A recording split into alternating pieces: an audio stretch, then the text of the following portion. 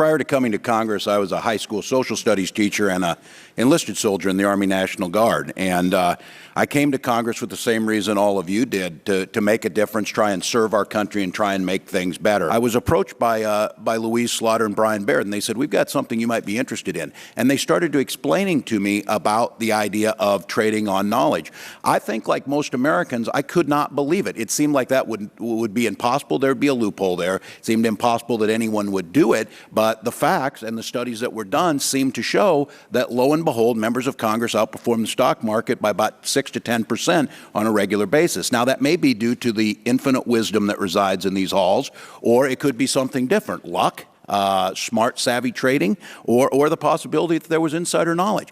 I don't know. Minnesota Governor Tim Walz has become a national celebrity overnight since getting the nod for the VP nomination from current VP Kamala Harris.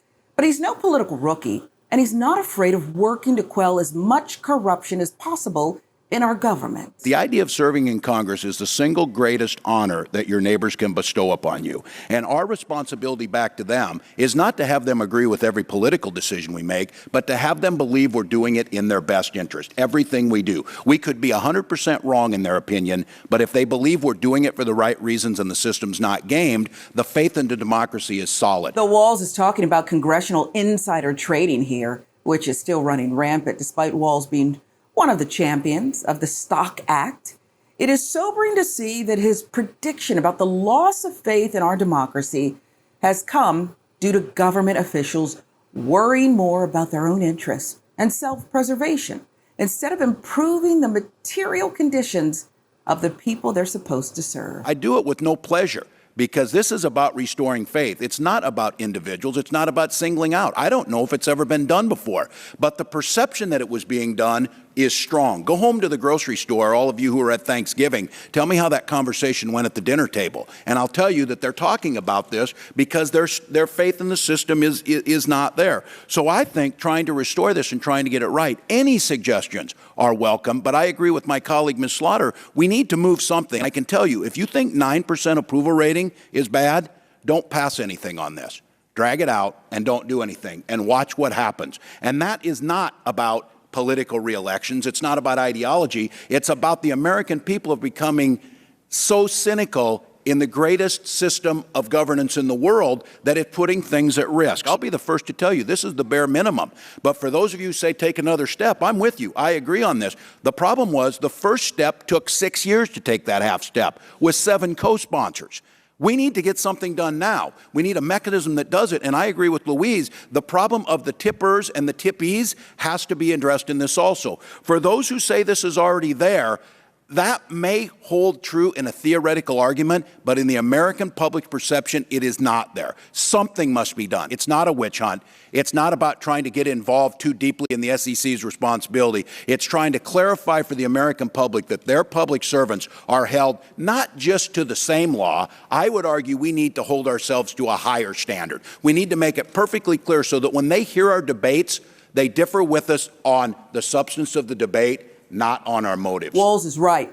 And he's not just talking the talk, he's living what he talks about. This incessant need to get a leg up by using money and power while you're supposed to be representing the American people is a sickness, the effects of which are being suffered by those who can least afford it. If you want to serve, serve. Congress should not be allowed to trade stocks, period, full stop.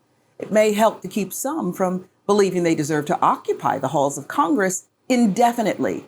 We may not even need term limits, and include in their immediate family members too.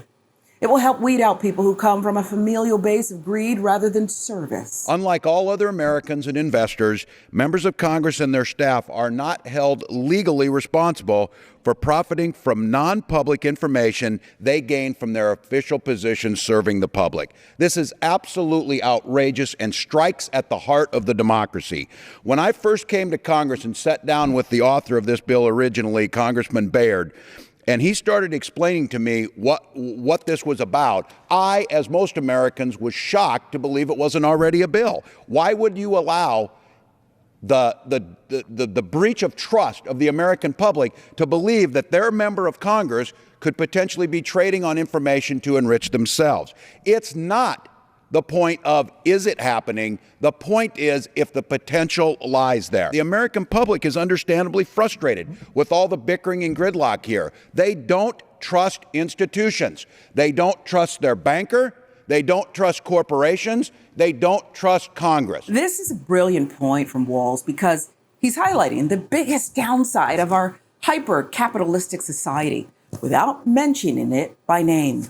The cynicism toward and distrust of the large institutions Walz listed are all born out of the drive to maximize profits by any means necessary. Whether you're a banker, a CEO, or a congressperson, enriching yourself while crushing others in the process is what the system dictates and even encourages. This legislation is a very big step in the right direction. It's about restoring the faith and trust in Congress and the work of democracy. It's common sense. The Stock Act would prohibit congressional staff from using non-public information obtained through their official duties for personal gain in stocks in the commodities market.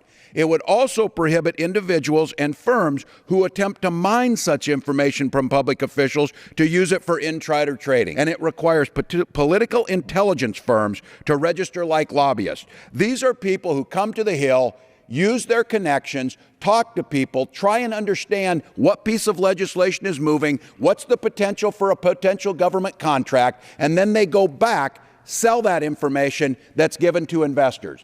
That breach of trust, that potential to undermine our financial systems is a cancer on the system. It weighs on the American public's trust of their finance, of corporations, of Congress, and undermines the democracy.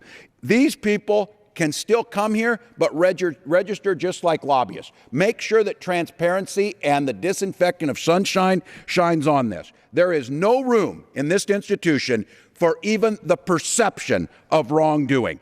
Every member of Congress must be held to a higher standard. It does not infringe upon their rights to legally trade. It doesn't infringe upon their rights, their American rights, to work hard, be smart, make good investments, and profit from that. What it does prohibit is an unfair playing field that penalizes those that play by the rules. It's indicative of where we are in this American society today that we even have to craft legislation that bans members of Congress from using insider, non-public information to influence their investments. It should be obviously wrong that we have a political system that allows officials like Nancy Pelosi, Ro Khanna, Tommy Tuberville, Dan Goldman, and many others to make millions of dollars while being an elected official.